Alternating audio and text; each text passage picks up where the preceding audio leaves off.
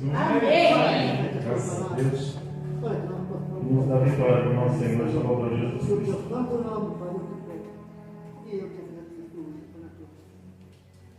Assim como o Senhor Jesus se assentou no trono do seu Pai, Ele dá-nos o poder de nós assentarmos com Ele no seu trono.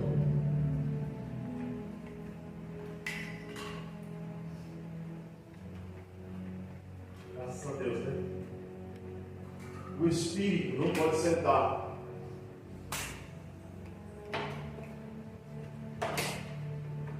Gera entre os homens tabernáculo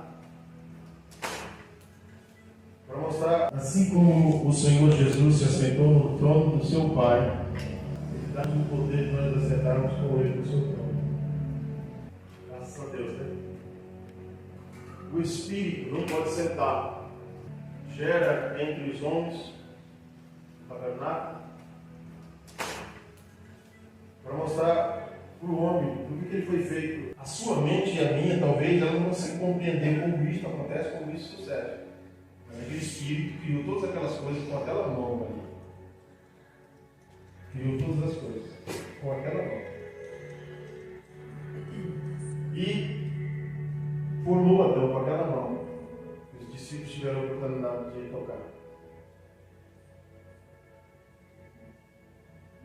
E depois Jesus disse: assim como eu sentei no trono do meu Pai, vocês vão sentar também. Acho que nós compreendemos que o que quer dizer que nós vamos sentar é autoridade que nos é permitida como filhos, né? Aqui mesmo, nós já estamos julgando toda a terra, já estamos no trono, né? Já estamos julgando toda a terra está sendo julgada por vocês. Por esse carinho do irmão João, por esse choro dele, por esse comportamento dele, com a idade que tem, demonstrando alegria de serviço de Deus e repreendendo o planeta, mostrando para eles que ele está indignado que uma criança faça aquilo permitido pela mãe. Eu queria ler com os irmãos 2 Samuel 13, o versículo 15. Diz assim: Irmão João, depois Amon, ou Aminon, né? Como eu vejo alguns falando também, com grandíssimo aborrecimento, porque maior era o aborrecimento com o que aborrecia do que com o amor com que a amara. E disse Aminon: levanta-te e vai-te. Só esse versículo. Você pode se assentar? A irmã Rosa está ouvindo de um erudito? Vai ficar tudo bem isso? Sim. O irmão João está falando sobre os cuidados dos pais com os filhos. Deveria ser perfeito e muitas das vezes falta, né? Nós estamos diante de uma situação nessa passagem aqui, em que o rei Davi, um dos homens, o filho dele foi mais sábio que houve na terra, mas um dos homens mais sábios que teve, comparado aos grandes, foi o rei Davi. E ele não era só isso, ele era um homem segundo o coração de Deus. Ele foi separado por Deus, escolhido pela vontade plena divina, para ele exercer aquela função ali, criar aquela família que viria e a nação ser a luz de Israel. Então ele tinha que buscar sabedoria, buscar conhecimento.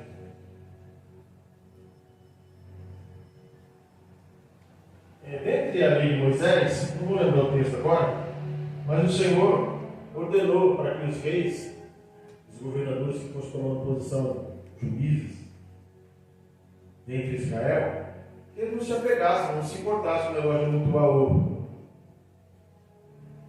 somar mulheres e mais de mulheres.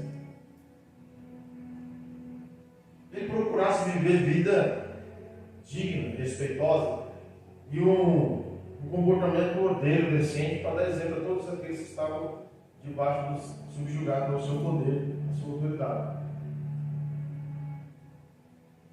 E esse, na realidade, é o mal da maioria dos homens de Deus do passado. Nós temos um exemplo bom que foi Abraão. Abraão escolheu uma mulher e se manteve com ela ali, né? Se manteve com ela. Se ele decidisse se ele decidisse escolher outra mulher para estar com ele, não creio que o Senhor proibiria. Mas a ordenança do Senhor era, desde o princípio, que o homem casasse com uma mulher. A ordenança era essa. Ele teve aquela trama da esposa, a Sara, porque não depositou a fé devida diante do Senhor para esperar a promessa, e entregou a Agar na mão do Abraão, e aconteceu o que aconteceu. Mas Abraão se manteve fiel. Ele não casou com outra mulher, mas vimos o tamanho do problema que aquele menino trouxe, né? E ele vai se casar depois com uma mulher de pele escura, e tem mais 6 filhos, se não me falha a memória. Desses 6 filhos também vai vir nações que vão vir trazer problema para Israel.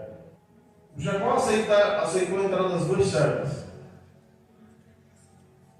Não vamos falar de Lia, que foi uma trama e enganaram ele. Ele queria Raquel. Provavelmente ia se manter com Raquel. Mas Raquel ia trazer problema, porque Raquel era infiel, Raquel era idólatra, e Deus ia acabar dificultando a vida dela mesma. Aliás, Deus deu o pecado dela, né? E ele ia acabar entregando a serva Bila para Jacó. Mas aqui nós estamos diante de um rei que teve um monte de filhos. Eu nem lembro quantos. Não lembro agora. Mas um monte. Com mulheres diferentes. Eu me lembro de uma cena que quando Absalão ele toma o reino do pai, que é do filho, parece que é o terceiro filho, ele se deita com 10 concubinas do pai. Só para os irmãos terem uma ideia. Mas o pai tinha muitas outras mulheres oficiais. E o que acontece, irmãos? Este homem, chamado por Deus para uma responsabilidade, um compromisso tão pleno, tão glorioso, tão majestoso, ele negligencia nos cuidados dos seus filhos. E, ao ter muitos filhos, construiu muitas casas e permitiu que eles habitassem. Permitiu que eles habitassem fora do palácio. E ele quase nunca viu os filhos. Os filhos eram criados por mucambas, por servos, por conselheiros. A responsabilidade que era do pai foi entregue para outros. E o pai, envolvido com muitas guerras, com muitas confusões, muitas disputas, e ainda deixou de vigiar e tomou a mulher de Urias, o Eteu, e fez o que fez, que os irmãos já conhecem, trazendo também consigo, nas costas dele, a morte do mesmo homem, Urias. Aitof, que era primeiro-ministro e conselheiro junto com Sai, agora, ao ver o pecado do Davi, o mal já nasceu aí, por conta da falta de vigilância dele, por conta da falta de comprometimento com aquilo que foi exigido lá atrás, para que os reis fizessem. E aí, alguns podem dizer assim, irmã Deus, amontoar ouro, qual o problema? O Senhor disse que ele podia tomar os despojos das nações que eles vencessem. Qual o problema de amontoar ouro? O fato de Deus permitir, tolerar, deixar acontecer algo na sua vida, não quer dizer que ele está aprovando aquilo. Porque ele só aprova aquilo que ele te exigiu. Aquilo ele aprova, que é a palavra dele, a decisão dele. Aquilo ele aprova. O resto, possa ser que ele esteja tolerando. E eu e você acha que nós estamos bem na fita, bem com Deus. E acontece que se nós vemos que Salomão vai construir um templo, e já começa com todo aquele ouro que Davi ganhou, conseguiu, a gente pode dizer assim: por que Deus está se fechando se aquele ouro vai fazer tão bem a Salomão, ao templo, ao povo? Deus deixa seguirmos. Deus não precisava do ouro de Davi para abençoar Abraão e Salomão, e Salomão fazer o que ele fez. Deus providencia na hora de sair, mas as pedras cuspiam ouro. Mas tudo bem, aconteceu, o ouro foi amontoado, as mulheres foram amontoadas, mas vai vir a colheita. E na colheita vem o quê? Amnon, o filho mais velho do primogênito, se apaixona pela irmã do terceiro filho, Absalão, ambos filhos de mulheres diferentes, e ele se apaixona e arma uma trama, inventa uma doença, vai para a casa dele, que era distante, pede para o pai mandar a menina trazer bolo para ele, fazer um guisado, um purê, uma comidinha gostosa, um negócio, e a menina vem e ele toma a menina para si e ficou nutrindo aquele amor, aquele sentimento um tempão, até que consuma aquele ato.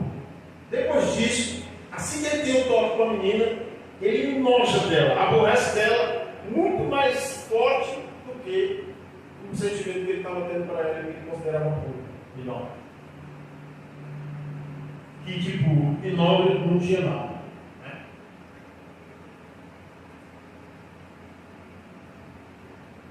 Fica aí, aos olhos de quem viu aquilo, de quem presenciou aquilo, fica aí agora um desejo de justiça e de que seja feito um julgamento e traga uma sentença, traga uma punição para aquele rapaz que, apesar de ser o primogênito do rei, não pode passar impune. E o rei faz o quê?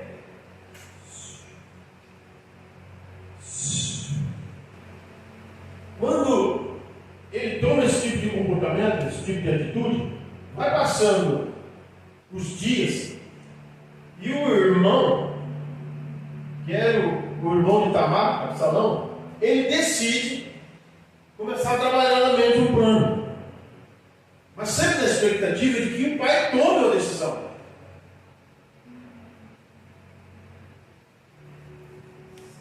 O pastor aqui falou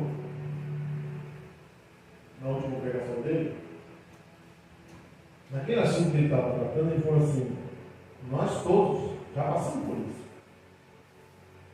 E aqui eu quero dizer para os irmãos, nós todos. Não apronte um, não apronte o outro, nem fique pensando em você ou sou eu, não, é todos nós.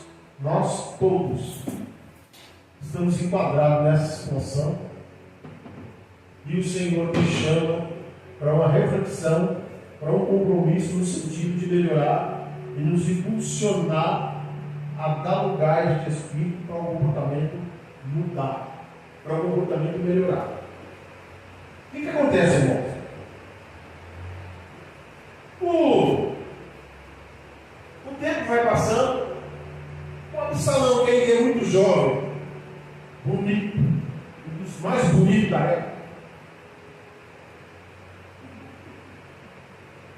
ele decide agir com as suas próprias mãos. Só que ele não podia fazer um negócio impensado, ele tinha que tramar direito aquilo. Ele decide tramar e pede para fazer uma festa na sua casa, ele já tinha a casa dele. Não está sob a supervisão do rei. Aqui está um erro grande. E muitos jovens, eles tinham as suas próprias casas, suas próprias residências, seus próprios lugares para descanso. E o rei sempre preocupado nas suas coisas. E o que acontece? O Absalão decide fazer uma festa. E faz uma festa. Depois os irmãos vão ver. E ele manda convidar o irmão Amnon para a festa. Davi, suspeitando que que aquilo podia ter alguma coisa errada, porque ele sabia do ódio que Absalão nutria por Amnon. Ele falou: por que só Amnon? O que está acontecendo? Por que você vai fazer uma festa que convida todos os seus irmãos? No coração de Davi, na expectativa de que todos os irmãos junto com a irmã, ele não faria mal ao seu irmão primogênito. Mas isso não aplacou a ira do Absalão, e ele trouxe os irmãos todos para a festa, e ele tinha os seus servos, deu instruções aos seus servos como que iria proceder, e ali matou Amnon.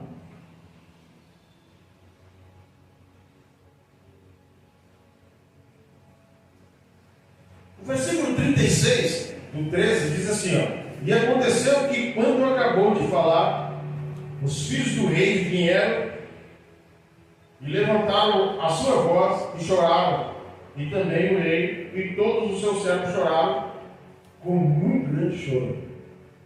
Sai no versículo 36. Chegou a notícia para Davi que Absalão tinha matado todos os filhos do rei. E um servo de Joabe passa melhor a comunicação para Joabe, e Joabe fala: meu rei, fica tranquilo. O que aconteceu lá nessa festa foi que Absalão matou o teu filho Amnon, mas os outros filhos já estão chegando aí. Já mandei uma comitiva trazer eles. E eles estão chegando aí, inclusive Tamar. E Davi fica mais aliviado, mas o choro é iminente. Choram, os servos choram, os filhos choram, e todos se lamentam pela morte de Amnon.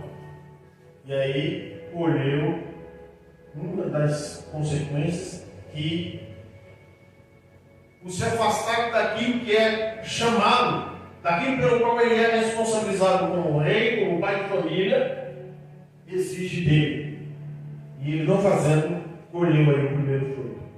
Agora, consequentemente, já teve o fruto da filha estrupada não por um estranho, mas pelo próprio primogênito. Não tem mais primogênito e ainda tem um assassino na família que agora vai precisar fugir. O versículo 37 diz assim: assim Absalão fugiu e se foi a Talmai, filho de Amiúde, o rei de Gessur, e Davi trouxe Tó, o seu filho, todos aqueles dias. E assim Absalão fugiu e foi para Gessur, e esteve ali 3 anos. Então tinha o rei Davi saudade de Absalão, porque já tinha consolado acerca da morte de Amnon.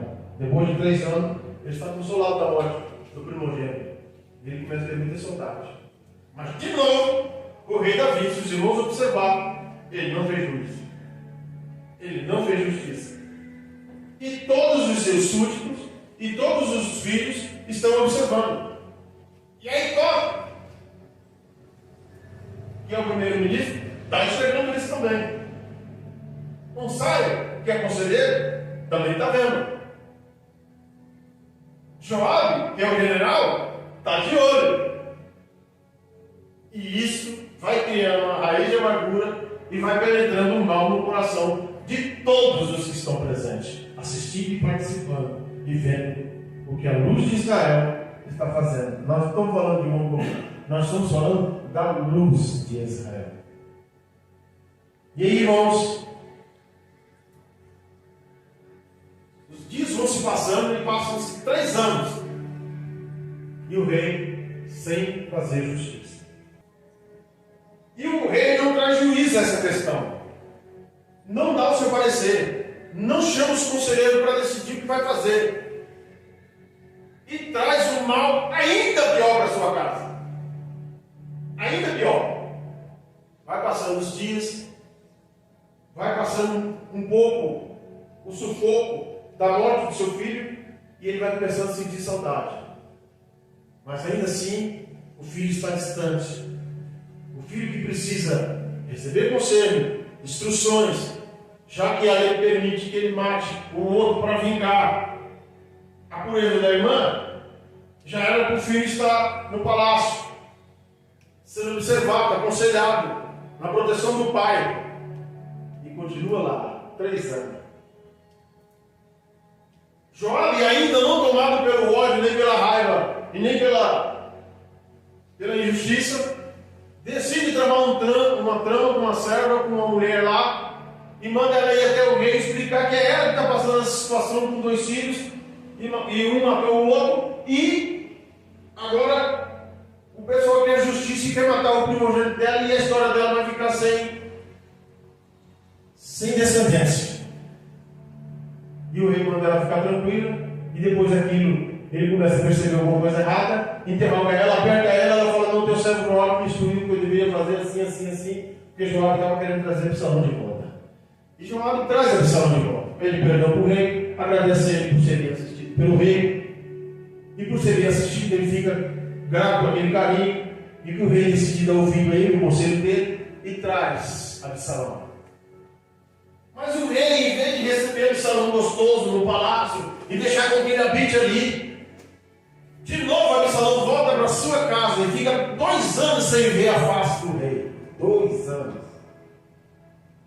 Mostra o tamanho da negligência do rei para o ensino com seus filhos, para o abraço, para o conselho, para dizer: você não deve fazer isso, o seu comportamento agora a partir é assim, a lei diz assim, assim, assim, os profetas ensinam assim. Nada disso acontece. E Absalão pede uma audiência com o pai. Estou há 2 anos já, meu pai, aqui na minha casa, e o Senhor não vem me ver, e o Senhor não me permite ir te ver. E o rei decide receber Absalão. Ele recebe Absalão, e Absalão entende que aquela forma que ele recebe o filho, é com um pouco de desdém. Não é o comportamento de um pai. Não é aquilo que ele esperava. Sobe clima, atenção, e o coração de Absalão é tomado por um desejo terrível. Ele vai começar a aconselhar o povo de que o pai já não é mais a luz de Israel, de que Israel não pode mais depender de um homem que está naquela situação, que não aconselha os seus filhos, de um pai que acabou impulsionando ele a tomar aquela atitude de matar o seu próprio irmão para poder vingar a pureza da irmã. Tudo isso ele põe na mão do pai e vai, junto com o conselheiro hábil, capaz, que era Aitofel, primeiro-ministro, homem de confiança, aquele que metia, o único que tinha mão de meter a mão no prato do rei e comer com ele. Agora, ele vai começar a instruir o Absalão. Isso se já não vinha instruindo quando Absalão estava em Gessur, nos cuidados de Talmai. O pai de Maaca, a mulher de Davi. Irmãos,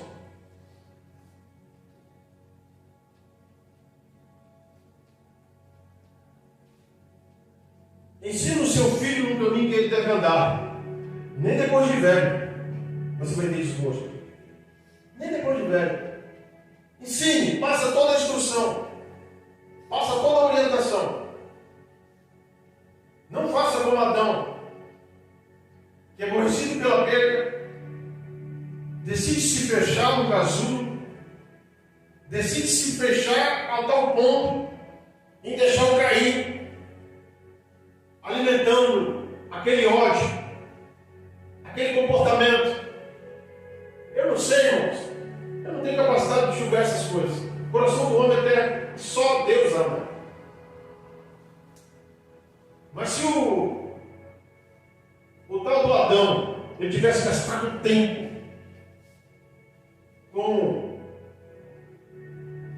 o Caim, tivesse mais presente, não tivesse se fechado no seu casulo, na depressão, por conta da perda que ele colheu, talvez, somente talvez, o Caim tivesse errado menos. O sacerdote Eli deixou de cumprir a responsabilidade para com seus filhos, e tudo que seus filhos faziam, ele passava um pano. Deus matou os dois, e matou ele também. No mesmo dia ele caiu da cadeira e morto. Caiu da cadeira com a notícia que a serva entregou, quebrou o pescoço e morreu, visto que os filhos já estavam mortos, e eram os que conduziam aquela situação. Irmãos,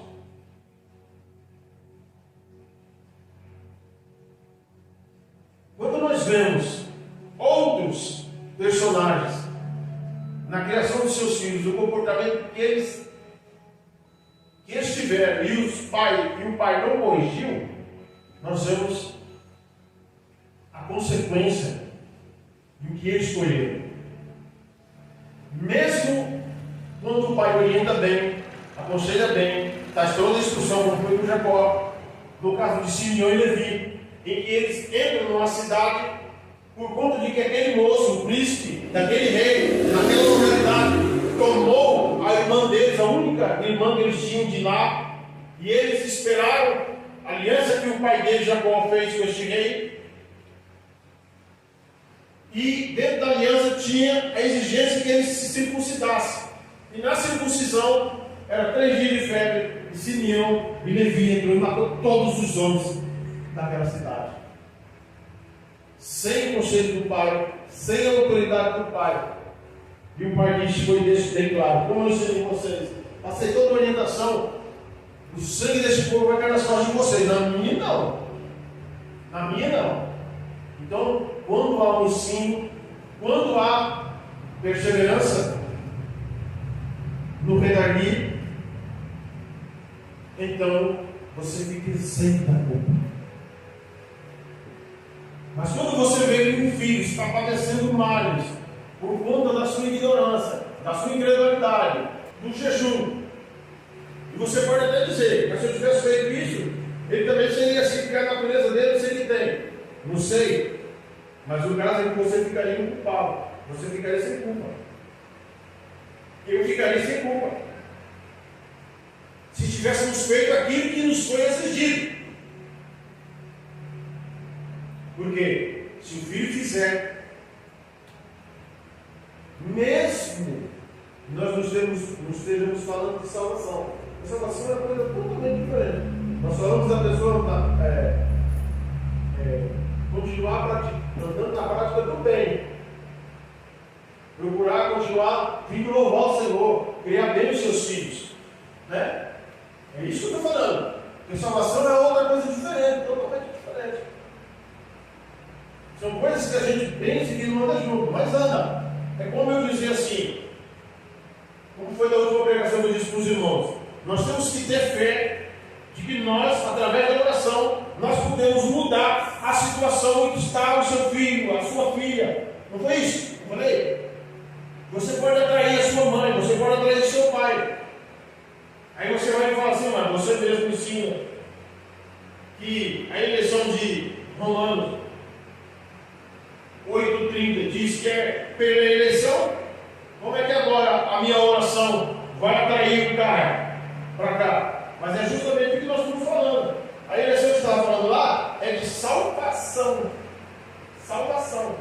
E nós estamos falando de estar aqui, andar com dignidade, andar com decência, criar bem os seus filhos, colher o seu fruto. E ainda, se nós quisermos ir mais forte e dizermos envolvido o camarada para crer nele, para a salvação, o filho e a filha, o que vai acontecer? Nós também não andamos errado, porque o Senhor diz: pedi, pedi e buscar e achareis. Então, é uma linha de mão dupla. Ela está indo e vindo. Ao mesmo tempo que ele diz que é ele que elege, você tem a obrigação de orar, você tem a obrigação de crer, você tem a obrigação de jejuar, você tem a obrigação de determinar a solução do problema. Você tem que crer, o papel é seu, porque você não enxerga, você não sabe, você não consegue ver o que há de ser e nem o que virá. E por isso nós devemos fazer todo esse papel. Agora, eleição começa.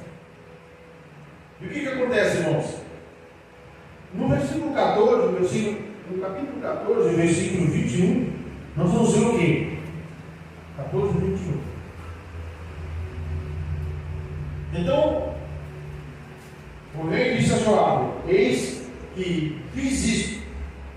Vai, pois, e torna a trazer o jovem Absalão. E Joabe trouxe Absalão. Vamos chegar no 24, que eu quero pedir para os irmãos. Ele veio, tomou o lugar que era dele antes, passou ali 2 anos, o rei não foi ter com ele. E depois ele cobra. E o rei negligencia. E ele decide começar a tramar alguma coisa contra o pai. O resumo dessa história, irmãos, os irmãos já sabem, mas é bom que nós evitamos aqui. Absalão, aconselhado por Aitófel, como rei, faz campanhas, tomando conselho com muitos cabeças de tribos. Eles aceitam e entendem que a situação de Davi não é boa e que vai precisar colocar um novo rei. Mas o moço, conselheiro, Absalão se especializou na área, nesse pensamento, e começou a aconselhar todo o povo, fazendo campanha quando o rei não podia, na ausência do rei. O rei, mesmo sabendo, em vez de chamar o menino para o palácio, trancar ele lá, nos cuidados dele, e orientar ele que aquilo estava errado, deixou seguir. Continuou com o mesmo comportamento. E Absalão vem com um exército enorme, e um servo diz para Davi: Absalão vem para tomar o trono. E o pai, não querendo intentar confusão contra o filho, para não matar o filho, porque ele sabia que ele matava o filho, matava todos aqueles homens. O rei Davi era tido como um homem que matava 10.000 numa batalha. Saul mata 1.000 e Davi mata 10.000. Quem quisesse entrar na espada contra ele, que fosse, para ver o que ia dar. Numa batalha, Davi chegou a matar 18.000 homens. Pensa quem era esse personagem. Quem era esse sujeito? Ele tinha fama de que matava 10.000 brincando com facilidade nas suas batalhas. Se meu filho vier, eu vou matar ele. E ele decide fugir com 400 homens. Foge, se esconde, e aí começa a vir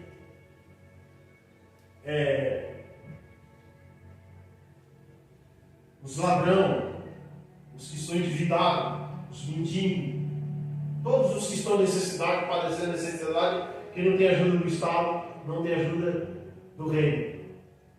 Se ajuda junto com Davi, formam 600 homens. Davi fugindo, Absalão toma o trono, deita-se com as 10 concubinas no pátio do palácio, e Davi não pôde levar todo mundo. Ele achou que ele ia poupar as mulheres desse tipo de comportamento, e novamente chegou que ele podia, ele devia ter levado aquelas 10 mulheres. E um erro somado em cima de outro erro. A responsabilidade de um pai, a negligência de um pai, a falta de exercer aquilo que a lei exigia dele para com seus filhos, com o seu reino, trouxe esta consequência. Depois, Joabe, por ter ajudado e incentivado Davi ao perdão ao filho, e ter ajudado o filho, e ter trazido o filho, ele se sente culpado, o mal do novo entra, e Joabe põe na cabeça, mesmo com a promessa de Davi, quando eles vão pleitear contra Absalão, para reaver de novo o trono para o rei Davi, para a luz de Israel se estabelecer no trono, acontece que Joabe já não era mais o mesmo Joabe. O mal tinha entrado, por conta de um pai não ensinar direito o seu filho, por conta de um rei não conduzir direito a sua casa, por conta de um pastor não conduzir bem as suas ovelhas. E o que acontece? A ruína é certa. A palavra do pastor, ela é frequente aqui. O orgulho entra e o camarada se mantém naquela posição e ele não corrige, e o mal vai se instalando por debaixo, vai entrando assim, ó, vai criando aquela costa, E vai ficando feio e fedendo. Até que um dia, como eu vi uma visão, alguém puxa a corrente, a ponta da corrente que ele vê, e traz um caixão com um esqueleto de cima do culto. E para nós fica o convite. As irmãs que são idosas, ainda o olho não fechou, é só as crianças que estão brancas. A cegueira não chegou. As pernas ainda se movem, o braço ainda estica. Fica com as irmãs idosas. A responsabilidade de dar exemplo e aconselhar as suas noras, as suas filhas, as suas netas. Todo dia uma repreensão severa concernente àquilo que as Escrituras Sagradas exigem. Os pais para com seus filhos e os seus netos. O homem, ele ouve uma conversa dessa, para ele parece uma conversa repetitiva, e ele negligencia e finge que nada está acontecendo. O coração dele faz pouco caso, e ele acha que a palavra não é com ele, e não é comigo. Mas a hora de colher o que você está plantando, o que eu estou plantando, ela já está na porta, ela já está chegando, e nós vamos colher. Nós vamos colher. E o que vai acontecer, irmãos? Nasce no coração de Joabe o desejo de justiça, da maneira dele, pelas mãos dele. E o rei fala assim: traga para mim Absalão uma ovelha, para me ver o que Deus vai fazer. E algum servo vê Absalão fugindo com a mula, e ele passa uma forquilha num galho, e ele era cabeludo, e o cabelo embaralha nos galhos, e ele fica pendurado. E os moços, em vez de matar, com medo daquilo que o rei tinha pedido, chama Joabe. Joabe falou: por que vocês não mataram ele? Esqueceram da promessa que fizeram com ele. E Joabe pega uma lança, um tecelão, e fura ele 3 vezes. Fala: esse é o salário que você merece por ter feito o que você fez com seu pai. Só que o fato do pecado de Davi ter induzido Joabe a tomar aquela atitude não vai inocentar Joabe da morte de Absalão. Deus não vê aquilo com os bons olhos. Deus quer que a justiça seja cumprida pela boca dele, através do profeta. É o profeta que vai dizer, é o vidente que vai dizer: mata. Não é um general que vai decidir. O general só decide quando ele está batendo espada no meio do combate. É o general que decide. O profeta não vai se meter. Mas quando chega a ordem, traga ele para mim, que eu vou ver o que eu posso fazer. Era a hora que ele ouviu o rei e ele não ouviu. Um erro seguido de outro traz consequências irreparáveis. Irreparáveis. Fiquemos de pé no nome do Senhor Jesus. Mas a frase da irmã Rose, qual foi, irmã Rose? Vai ficar tudo bem, né? Quero dizer aos irmãos que eu sou impelido a trazer essa comunicação com os irmãos.